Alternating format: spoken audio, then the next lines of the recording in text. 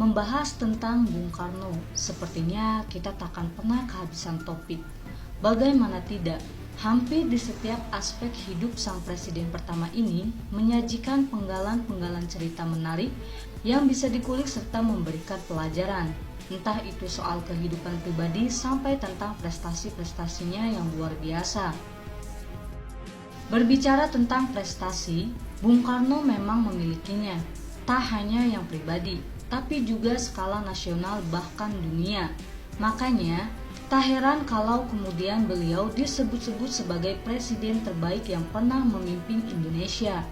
Tidak bermaksud mengeluh-elukan Bung Karno, namun memang jika dibanding presiden lain, beliau lebih mentereng prestasinya.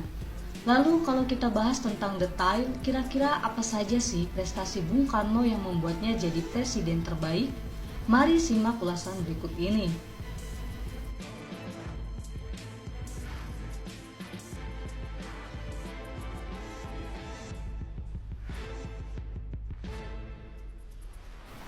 Yang pertama adalah Bung Karno ahli dalam bidang arsitek dan mendunia. Sebutan serba bisa memang pantas dilayangkan pada Bung Karno. Hal ini bisa kita lihat dari banyak hal termasuk fakta tentang kemampuan beliau sebagai seorang arsitek. Ya, tak banyak yang tahu kalau beliau ini adalah seorang perancang bangun dan beliau sangat ahli dalam bidang tersebut.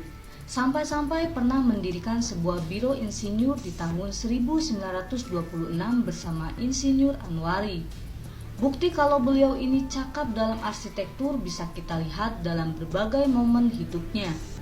Misalnya sewaktu dibuang ke Bengkulu, Bung Karno pernah merancang sejumlah rumah dan merenovasi penuh Masjid Jami yang ada di pusat kota.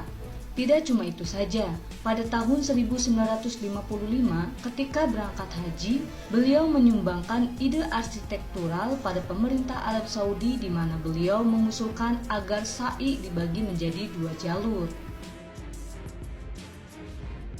Yang kedua adalah sosok Bapak Proklamator yang hebat. Prestasi terbaik Bung Karno yang tercatat dalam sejarah dan sudah banyak diketahui adalah ketika beliau menjadi Bapak Proklamator. Ya, pada 17 Agustus 1945, beliau ditemani Bung Hatta memproklamasikan kemerdekaan Indonesia dan meletakkan dasar-dasar negara. Kejadian ini merupakan momentum terpenting sejak penjajahan Belanda dan Jepang setelah sekian lama. Tanpa beliau berdiri di sana, mungkin saja kemerdekaan Indonesia masih bisa berubah-ubah. Makanya kita patut mengapresiasi hal tersebut. Oh iya, soal pembacaan proklamasi, mungkin kamu belum tahu kalau ketika itu Bung Karno sedang demam berat. Yang ketiga adalah Bung Karno punya banyak penghargaan. Banyak sekali penghargaan yang diterima oleh Bung Karno, baik dalam maupun luar negeri. Penghargaan yang diterima diantaranya adalah gelar Doktor Honoris Causa dari 26 universitas di dalam dan di luar negeri. Pada tahun 1951, perguruan tinggi dalam negeri yang memberikan gelar kehormatan kepada Soekarno antara lain Universitas Gadjah Mada dan masih banyak lagi. Selain itu, yang cukup fenomenal adalah penghargaan yang diberikan oleh Presiden Afrika Selatan pada April 2005, tepat 35 tahun setelah wafatnya beliau.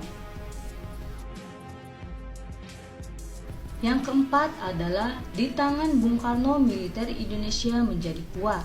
Semenjak adanya Tripura, pembangunan militer Indonesia semakin gencar.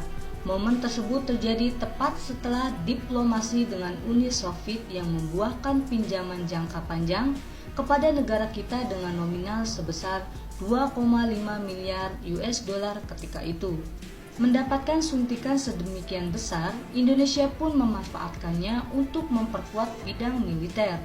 Seperti yang kamu mungkin pernah dengar, ketika itu Bung Karno menganggarkan biaya yang besar sekali untuk militer, termasuk dari pinjaman tersebut. Alhasil, militer kita ketika itu jadi salah satu yang paling ditakuti dunia.